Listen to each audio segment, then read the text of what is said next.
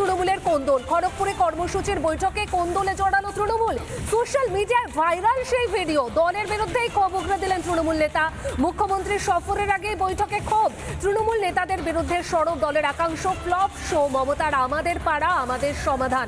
কোথাও দেখা যাচ্ছে সেখানে সরকারি ক্যাম্পে লোকই হচ্ছে না, কোথাও দেখা যাচ্ছে বিস্তর অভিযোগ এলাকাবাসীর, আবার কোথাও দেখা যাচ্ছে খড়গপুরে কর্মসূচির বৈঠকে কোন্দলে জড়ালো তৃণমূল।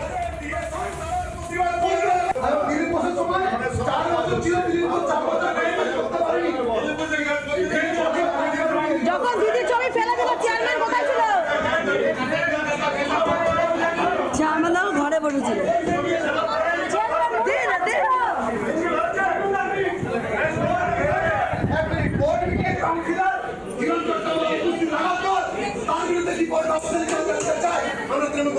জানতে চাই তার বিরুদ্ধে কি ব্যবস্থা হয়েছে।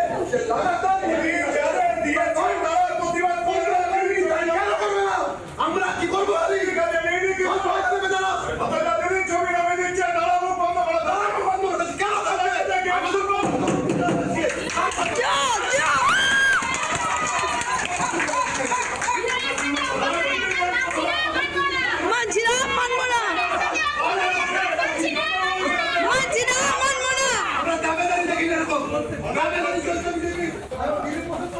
পাড়ায় পাড়ায় সমাধান, আর সেখানেও দেখা যাচ্ছে তৃণমূল বনাম তৃণমূল। খড়গপুরের কর্মসূচির বৈঠকে সেখানে তৃণমূলের কোন্দল।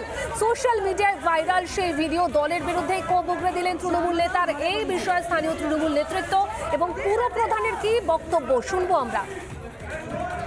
আভ্যন্তরীণ আলোচনা, দলীয় সিস্টেম মেনে কিছু কাজ বা দলের কিছু সমস্যা থাকলে বা ব্যক্তি কারোর প্রতি ক্ষোভ থাকলে সেটা আমরা বলতেই পারি।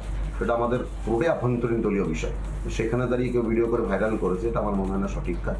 তো আমরা আশা রাখলাম যে নিশ্চয়ই যদি আমার ক্ষোভ আপনারা দেখেছেন, বিষয়টা দলের প্রতি কখনোই ছিল না। হয়তো ব্যক্তি বিশেষ থাকতে পারে কিছু সমস্যা, তো সেগুলো নিশ্চয়ই দল মিটিয়ে দেবে। মেন হচ্ছে মমতা ব্যানার্জি ফ্লেক্সটা যে পড়ে গেছিল সেটা কিন্তু আমি জানতাম না, কিন্তু জানলে তো নিশ্চয়ই যেতাম। অন্যজন দূরের থেকে তাদেরকে ডেকে নিয়ে এসছে, ছোটকা পাল ভোটকা পাল ওদেরকে ডেকে নিয়ে এসছে, ওরা জানলো কি করে? নিশ্চয় দেখেছে। তো আমি কাছে ছিলাম অফিসে, তাহলে আমাকে ডাকতে পারতো।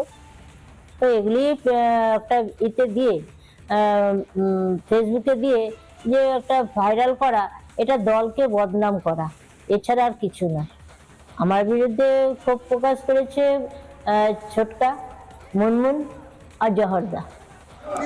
ভোট দোরগোড়ায় আসতেই একদম নতুন প্রকল্পের ঘোষণা করে দিয়েছেন মমতা বন্দ্যোপাধ্যায়, কিন্তু কি দেখা যাচ্ছে যে সেই প্রকল্পের কর্মসূচির বৈঠকে কোন্দল। ঠিক কি ছবি উঠে এলো দেখাচ্ছি আপনাদেরকে। বৈঠক চলাকালীনই সেখানে তৃণমূল বনাম তৃণমূল।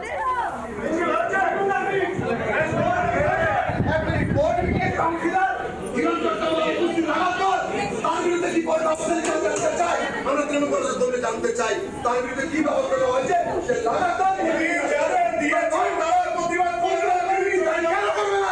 আমরা কি করবো?